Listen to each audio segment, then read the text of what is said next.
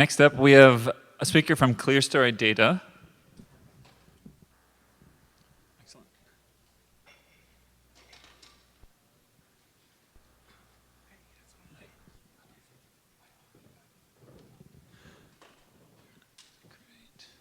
ClearStory is another one of the companies that's been championing Spark in the community for the last year to 2 years plus. And Vaibhav is the VP of Engineering? Co-founder. So he will tell us more about their use of Spark. Thanks, Andy. So I'm Vaibhav. Thank you, everyone, for joining me today. I'm the technical founder and chief architect at ClearStory Data. I'm here today to talk about how we use Spark and Shark as part of the ClearStory stack to enable fast cycle analysis on diverse data. And that's data that could be private to an organization as well as external data, which could be free or premium. A little bit about our background first. So ClearStory Data is a startup based out of Palo Alto. We've been very lucky to partner with amazing investors like Kleiner Perkins, Google Ventures, and Andreessen Horowitz. And all of our team, we have an incredibly diverse team, but they have experience working on both ends of the big data spectrum, the platform side as well as the application side. In my case, I was an early engineer at Astra Data, building key parts of the big data platform there, where we integrated MapReduce as part of the SQL dialect. We have others on the team who have built scale-out infrastructures at Facebook, cloud infrastructure at Salesforce.com, as well as intuitive applications like Google Analytics and AdWords. The problem that we are focused on at ClearStory, though, brings a scale-out data platform tightly integrated with an application. And one of the reasons for that is how we have seen the modern data landscape evolve over the last couple of years. And what's becoming more and more evident is that there are many internal sources of data. There are a ubiquitous number of external sources of data, data that's available over APIs and premium data providers like Kantar Media, Dun & Bradstreet, Twitter, Facebook, all of the other news sources. And there is an increasing demand for different users within an organization, some of whom may not be as comfortable coding in R or Scala or Shark or Hive. And for them, having access to all of these data sets on the fly to be able to converge them, uncover insights, and share with the rest of the team is becoming a very obvious, evident pattern. And we are seeing these with our customers and with other accounts in various verticals like financial services and retail companies and food and beverage and CPG companies. It oftentimes distills down to one of these three kinds of problems that I've listed up here. The first one being live situational analysis, where you have fast evolving data, maybe that's streaming in from social media or sensor networks or what have you, and then you have to keep updated with what that data brings in and react to that really quickly. And it's unreasonable to expect really slow ETL processes to keep up with that steady increase of data. The next is multi-source analysis, where data is refreshing both from internal as well as external sources. And that's where traditionally you have seen many companies have different silos and different views into these data sources, either as dashboards or BI tools or external third-party companies. And it's really hard to get these together. And finally, as you start breaking the barrier of what a single BI tool or spreadsheet or dashboard can provide you, you start seeing really high volumes of data. And this is where you see gigabytes and terabytes of internal data sets from EDWs and Hadoop-based systems and NoSQL stores. So essentially what the problem that ClearStory is trying to solve is to provide a data fabric that sits on top of all of your internal as well as external sources and provides a very easy, intuitive way in which users of different skill sets can converge these data sets on the fly and then uncover insights. Let's look at a canonical example of what I mean by multi-source analysis. And for this, I'm going to go back to an event that occurred not too long ago, which should be familiar to all of you here. It was impossible to miss, and this was about the SF Bat Kid. Now, this was an amazing event for a day. The entire city of San Francisco transformed into Gotham to have this tiny Cape Crusader fight crime. This was organized by the Make-A-Wish Foundation, and this is a hypothetical scenario. I'm not saying that they use ClearStory for this, but if it were a data intelligent organization who wanted to analyze the data coming in from different sources, how that impacted this event, who were the people involved, what was the overall sentiment, and maybe learn from this for future events like these, this is the sort of process they would go through. So the event started with Facebook, where this was announced, and it was shared and commented on and liked by various people.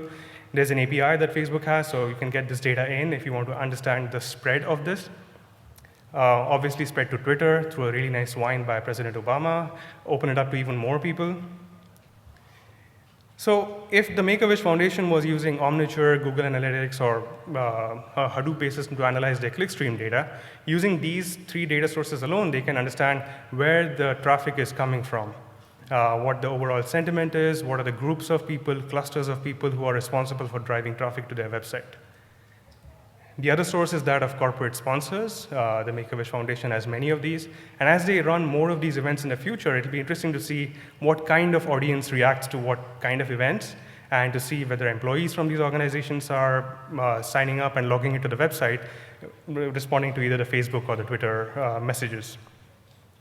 The other cool thing that happened during this event was there was some negative criticism being levied against these guys for the amount of money that was spent on this campaign. So overall, there was a really positive message here, and if something like this happens, it's really important to get ahead of this, to react to this, and the time for reacting to negative events like these is really shrinking because of how Twitter and Facebook and the spread of information happens today. The Make-A-Wish Foundation did a really great job at that, so they looked at news sources and blogs and Twitter itself, derived sentiment from these, and then reacted to the negative coverage that was coming in. And finally, there are donations coming in from new members. So as more and more of these events take place, it's important to understand what specific users are reacting to and how this can be leveraged going forward. So as you can see, there are many different sources of data. All of these have different formats. There's tweets coming in as JSON. Facebook has their own API. The internal data sets could be changing differently. But then there are legitimate use cases where different members in the organization want to analyze this traffic across all of these sources. And it's not really feasible to get all of this into a single system and then build something on top for these users to analyze. So if you take a step back, and this is somewhat of a generalization, but bear with me. In the traditional way of performing this kind of insight derivation from data, there was a very linear process. You start with a question, you approach someone who has access to that data, either an IT team or a data scientist team, and then they build a dashboard for you, and it's really hard to change that. The process is lossy, and you oftentimes don't know what are the different moving parts. In the modern data landscape, this process has had many degrees of freedom now. If you start with a question, you might have to talk to multiple individual internal teams and get access from different silos, because there are natural resting places for data. There might be an Oracle database for a transactional data. There might be Hadoop or an enterprise data warehouse for something else. And movement of data, even though everyone wants it to be really fluid, is not really that straightforward. You still want the data to be converged, though, and maybe there is some external data involved as well, being brought in as spreadsheets or data purchased from premium partners that you then converge, and finally you get an insight. So if you have a platform that makes this process really, really simple, allows you to bring this data in quickly and reduces the cycle to conversions, that's something that can cause this process to grow viral within the organization. Have many people collaborate, have people sharing insights, and there's an overall amortization of effort. And that's the problem that we are trying to solve at ClearStory.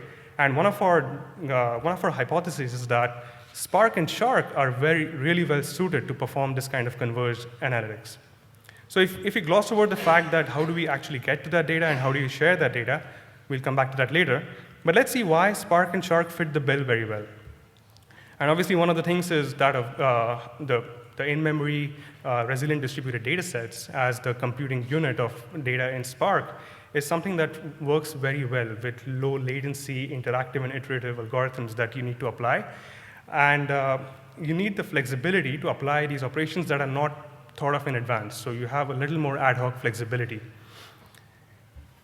The RDDs also encode the lineage of where the data comes from, the kind of operations that were applied to it, and have fault tolerance as well. So if due to failures or due to memory pressure or something, if you lose access to that data, you can go back to the source, apply those transformations, and rederive the data where it was at the point of insight. The other really promising thing is that you're not really restricted to working with one kind of programming framework. SQL is great for when you're doing aggregations and filtering and joins and maybe windowing functions as an extension. But there are operations that most business users as well can conceive very easily where it doesn't quite fit the fold of SQL. Things like machine learning, graph computation, maybe approximate queries, segmentation, and data mining are something where Spark and Scala really shine.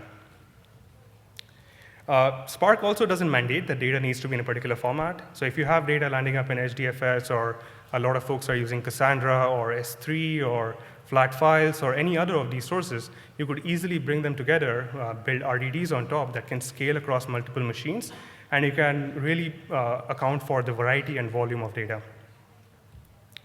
And one of the important things is, I'm going to talk about the open source community here. I've been working with open source for quite some time, starting with the Linux kernel and the Postgres database.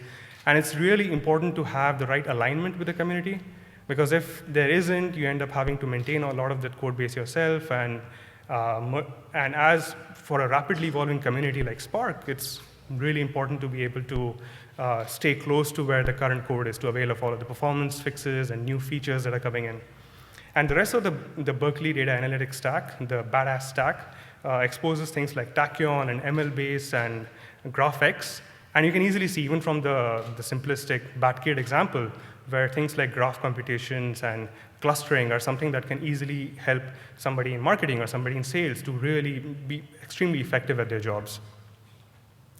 So OK, so now that hopefully I've convinced you that this is something that Spark and Shark are really good at, what does the overall ClearStory solution look like? Let's go back to the problem that we punted on earlier, which was about getting access to data. And one of the things that we have really invested a lot in is being able to easily access data from different sources. That's what we call our data inference and profiling engine, which is built on top of a different open source technology. It's called Storm, coming from Twitter. And what this lets us do is go and talk to data from different sources, which could be internal in relational databases or files or Hadoop-based systems, as well as external data sets that are exposed over APIs, and bring that together and cache it as part of our in-memory scale-out data tier. Along with the cached data, we also harvest a lot of metadata and signals about this data. Because if you remember, one of the hypotheses is that we want to make this really easy for business users. So we don't want to leave the last mile of this analysis up to them. So we want to help them by making recommendations about the right kind of data to look at while they're analyzing the internal data. An example might be, as you have drilled down into analyzing tweets coming from California, you might want to look at donors from California, or weather from California, or any of these external data sets. And these foster the process of collaboration, and we know that correlation doesn't imply causation, but having these data sets be together, brought together in context, makes everyone in the organization really very effective. Access to this data, once it's in the system, is enabled to the application through a process that we call harmonization. And that's something that's really unique to ClearStory. You will hear us talk about that a lot. But what harmonization means is that we let users very easily bring multiple data sets together. Now, this is something where we look at signals like, does the data set have time information? Does it have geo information? Are you talking about things that, comparing things at the zip code level to things at the county level? And being able to have those built-in operators where, as an end user, you don't have to specify that yourself, makes everyone really very effective, solving for the last mile. So the earlier diagram was a little more of a conceptual diagram. This is more of an architecture diagram to see where Spark and Shark actually fit. Now, starting bottom up, you see that's where we have the data source and as an extensible API built on top of Storm. We can easily add support for more kinds of data. We can scale it out to support different volumes of data. And along with the cached data itself, we remember not only where the data comes from, but the metadata associated with it as well. So we record all of the things, such as if it has time information, geo information, categorical hierarchies, entities, and things like that. Now, this is available to our Spark and Shark cluster, which is co-located with HDFS. That's where we cache data. We write data as RC files right now, so columnar, which gives us performance benefits of it. And we are looking at ORC and Parquet as additional formats that we could support. But all access to data and how that convergence takes place is something that is driven through the user application. We don't expose a programmatic API, but we expose a browser-based application where users can collaborate, they can bring in their own private data sets, and all of these actions are captured and converted into an internal API. That's what I refer to by the ClearStory API, which gets planned, optimized, and executed on the Spark cluster by the harmonization engine. Let's take a slightly deeper look at how we leverage Spark and Shark in this. So as I mentioned, since all access to the data in the ClearStory environment is through user actions, now these are familiar to most business users. They can view maps and bar charts, and they can zoom in and drill down. They can do complex things like correlate multiple data sets and cluster, and that's where all of the complexity is really masked, which makes it accessible to a wider audience of people. But this gets captured and converted to an internal API. Now, this queries get sent back to our harmonization engine, which is implemented as a RESTful service. In many ways, it's analogous to the Shark server or what Evan and his team are building at Uyala, which is the Spark job server, but suited to our needs. So it takes the custom API job specification from the front end, and then it implements that as an abstract syntax tree. One of the things that we also do is that because of the benefit of being able to express operations as Shark as well as Spark, we do mixed mode execution, since we see performance benefits of having tasks run in native Spark. But the job spec gets planned out as an abstract syntax tree and farmed out to the cluster. And the harmonization engine can keep track of how far along the job has progressed, whether results are ready or not, whether it should be canceled, and then eventually results are streamed back to the application. We have done a lot of performance optimizations as well, since latency is a really important factor in our workloads. Being a product with a face, having an application, it's important to get feedback right away, and it's important to get results. Also, a lot of the analysis that users do in ClearStory is explorative in nature, so you might not always get some specific insights from converging multiple data sets. And in that scenario, you almost have to fail fast very quickly. So you need to look at if two data sets make sense, compose them together. If not, try it with other data sets. So that's where the mixed mode execution of interleaving Spark and Shark as part of the same query execution really gives us a lot of bang for the buck. As you can imagine, a lot of our workload is skewed towards read queries. So there are many consumers of data, while a smaller subset bring in new data. So caching gives us a lot of benefit as well. So as an extension, a system like Tachyon can give us a lot of performance benefits, and we are looking at integrating that. Since we can also understand how users are interacting with the system, we also have a very rich signal as to what are the popular data sets, what are the kinds of popular convergences of data sets, what are the filters and projections, and so on. So we can pre-compute all of these to give really low latency to end users who are working with the system. Now, all of the results that are returned back to the application are something that are visualized. So we have descriptive statistics about the data sets, as well as things such as maps and bar charts where users can see what's going on with their data, they can annotate what's going on, and they can comment and collaborate with others in the organization. And we have a booth outside, so if you guys are interested in looking at a demo, that's something that we can do. Again, because of the usage patterns of how users are interacting with the system, we know which RDDs are more popular versus not. So we can use that as a cost-based optimization to cache RDDs dynamically without having the user to explicitly tell that to us. So we can cache and uncache RDDs, we can materialize them so that iterative operations on these happen really quickly. Now, as all of this is going on, remember that there are degrees of freedom when it comes to users who are working with data, as well as the new data that's being brought in. So even in the BatKit example, you might be reading tweets from the fire hose. You might be having your website clickstream data updated every 90 minutes or 1 hour, or whatever the delivery latency of that might be. So as the data is changing, you need to update your views as to what the users are looking at. So that is also something that the harmonization engine handles by updating queries as new data gets brought in. And this results in a trickle update to all the data sets, all the views, all the visualizations that users are looking at. The final point is a little orthogonal to how Spark and Shark work, but an important point nonetheless. We have invested a lot in making it really easy for us to pick up new changes and latest changes from the AMP lab and the Apache version of Spark and Shark now, because as the open source project evolves, it's important to benefit from new features, performance fixes, bug fixes. And one of the things that we have invested on heavily is being able to operationalize Spark and Shark. So since we started working with the AmpLab stack very early on, we have our own version of, we are packaging the AmpLab projects. We use Chef heavily, so all of our stack can be easily deployed on our performance and development clusters. We can monitor things using metrics and Sensu and collect logs and using Logstash. So all of this, like the classic DevOps way of thinking about things, makes us really comfortable in benchmarking the latest versions of Spark and Shark, ensuring that there is no regression in the kinds of workloads that we are seeing, so that we can easily pick up new changes, we can upgrade our production clusters, and we can have our customers using like 0.81, almost the latest version of Spark very, very easily. Now, this is something that we are still in the process of packaging and testing ourselves, but it's something that we are considering contributing back to the community. Hopefully, there's interest in having chef-related cookbooks and data bags and recipes that will make it very easy to get started with Spark and Shark.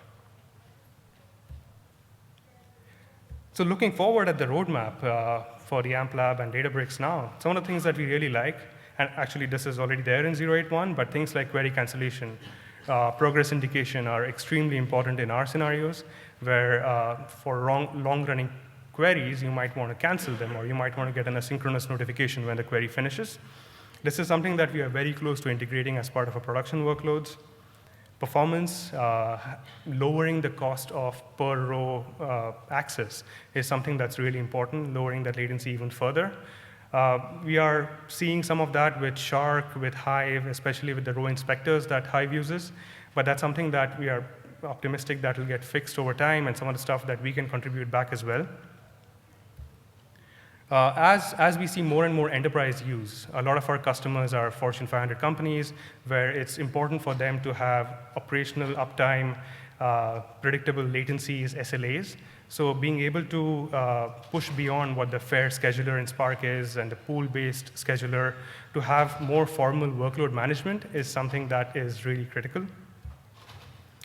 And of course, the rest of the AmpLab stack, things like BlinkDB to get approximate queries. So you can start with a sample of data, and then if that's something that's interesting, you can run it on the entire data set. Machine learning and making it so that it's accessible through an easy, intuitive user interface, and not have that be very confusing to business users. Tachyon, I mentioned that earlier, is something that we can use to easily cache data sets and RDDs in memory so that we can go back and reuse them. And GraphX, having graph-based computation, network-based computation for clusters of users, for supply chain analysis, and these are the use cases that our customers are seeing already. So keeping it short and sweet, that's all I had for today. We are really interested and excited to work with the community and contribute back. This first Spark Summit is a major hit already, and I'm personally excited to look forward to more. I believe we have barely scratched the surface of what we can do with Spark and Shark, and we are looking forward to more meetups and more summits. And if you guys have more questions, you can feel free to ask me right now. There's a bunch of us from ClearStory, including Mark, who's the guy who's co-authoring the first book, the Spark book with Mate, John and Brian, and I see a few of them, so you can catch us later as well. That's it. Thank you.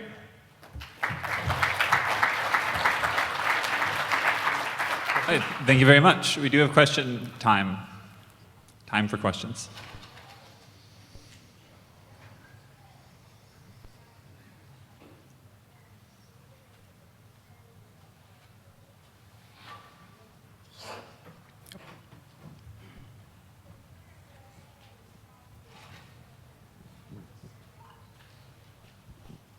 So, in your opinion, for a new company that's trying to put this into production, what are the areas to invest in the most? What are some of the pitfalls that you've run into or you expect a new company would run into? Right. So that's a good question. So as I mentioned earlier, there was a lot of focus that initially we invested up front in making sure that we can get the right insights and right signals from where things crash, where things are not working, identifying bottlenecks very easily, very quickly.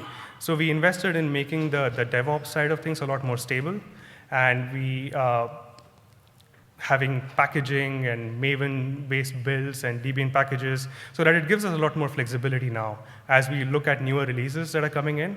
And with a project that's really evolving as quickly as Spark is, as well as Shark, that's really very important to have enough operational visibility and being able to debug issues very fast and being able to get to logs very easily. The community obviously has been a big help. Like whenever we are stuck with things, it's not that the code base is also pretty easy to modify and then try things out yourself. So one of the things that, at least the thing that helped us, was to have enough operational visibility into how Spark and Shark are utilizing the resources on a cluster, how they are scaling, and as data sizes grow, as the cluster size grow, where do you start seeing the bottlenecks?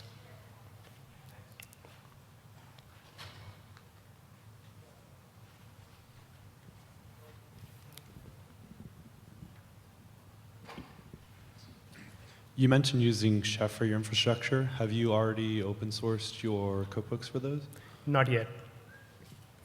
We should. So we have cookbooks for most of the App Lab components we use, as well as the rest of the items, the rest of the ClearStory data stack as well. So that's like the consistent way in which we deploy and develop. So that's something that I'll definitely take as a feedback back to the team, and we'll try to get that done sooner.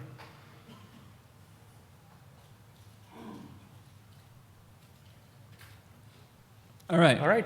Thanks, guys.